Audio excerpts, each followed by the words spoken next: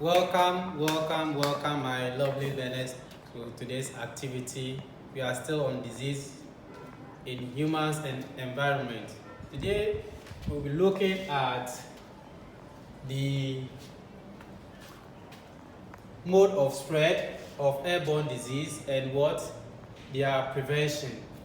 In our previous lesson, we looked at airborne diseases. We try to look at some of the common airborne diseases in our areas, and we continue to look at the various symptoms. Alright, we even mentioned some of these common airborne diseases to be what? Influenza or flu, measles, chickenpox, among others. Now, I would like you to perform this task. Even though I brief you in my introduction, write down two common airborne diseases. Write down two common airborne diseases. I expect you to write at least measles,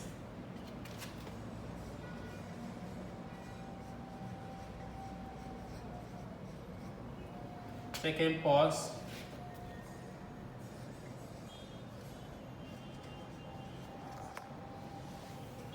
influenza, among others.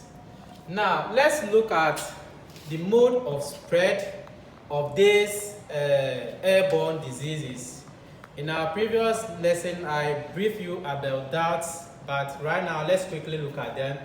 The way they are spread through what? Coughing. That is 1. 2, sneezing. 3, talking. 4, laughing. Coughing, when somebody catch that any form of airborne disease and the person is coughing, there is higher possibility of the person transferring or transforming the diseases onto the nearby person, the immediate person. Sneezing, you sneeze without covering your nose, your mouth, whatever that comes out of your mouth is going to spread in the environment. If your friend is there, you are giving everything to your friend. Do you get it? Talking, what I'm doing right now, when I'm having this airborne disease and there is saliva coming out as air too is coming out, since we said it's airborne disease, make sure you don't go closer to affected person, because example of what I'm doing, you can catch the disease. The airborne, the saliva that comes out of my mouth and it touches you, totally you are also going to catch the same disease. When we are talking, and let's assume there is something funny about what we are discussing and we are all laughing, bear in mind that the affected person is going to transfer the disease onto the next person. Now, let's quickly look at some preventions of what? Airborne diseases. Some preventions of airborne diseases. Airborne diseases. Now, the first thing, we have to practice good personal hygiene. Practicing good personal hygiene. Now, we learned that in our previous lesson, you should not share your personal items with your friends. For instance, your towel, your sponge, your toothbrush. You should not share all these things with your friend, because if your friend is having the diseases or your friend catches the disease and you are sharing all these things or items with your friend, totally you are likely to affect by these diseases. Let's look at proper ventilation. Proper ventilation. Make sure there is free movement of air in your room. Wherever you stay, there should be air in, air out. The room shouldn't be too hot, shouldn't be too cold. Now let's look at the next one. Avoid contact with infected persons. When you know somebody catch those kind of diseases that you know they are airborne, you should not go close to those persons because you are likely to catch those diseases. We also look at what? Let's look at to avoid your what? To avoid touching your face. Avoid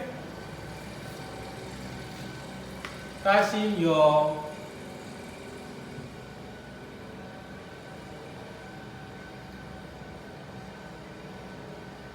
face.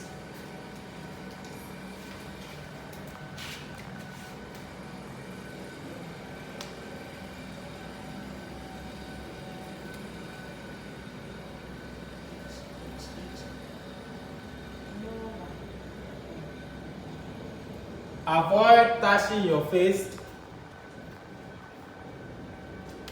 When you have the disease or you have, when the disease catches you, and let's assume you are one of the victims, now make sure you don't use your hand frequently in your face, whether eyes, mouth, wherever, because those places all are very dangerous places that is likely to catch the diseases easily.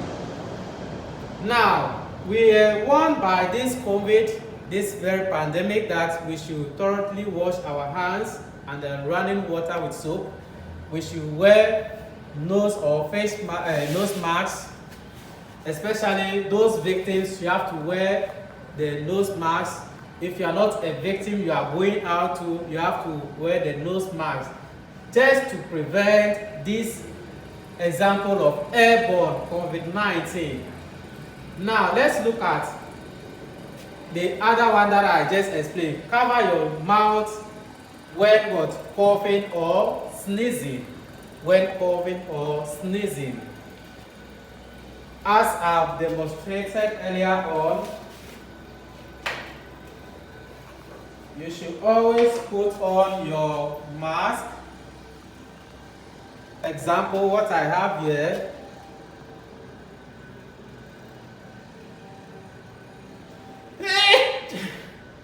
When you put on your mask like this, when you sneeze or cough, everything will be in the mask. But when you remove